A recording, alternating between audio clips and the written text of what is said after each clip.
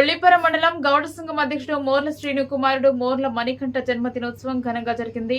కౌండిన్య యువసేన ఆధ్వర్యంలో ఈ కార్యక్రమం ఘనంగా నిర్వహించడం జరిగింది. హ్యాపీ బర్త్డే అంటూ శుభాకాంక్షలు వెలువెత్తాయి. గుంటూరు జిల్లా కొల్లిపురం మండలం తోములూరు గ్రామంలో జరిగిన ఈ కార్యక్రమంలో పలువురు పెద్ద ఎత్తున పాల్గొనడం జరిగింది. పలువురు అభినందనలు తెలియజేయడమే కాకుండా దీవించడం కూడా జరిగింది.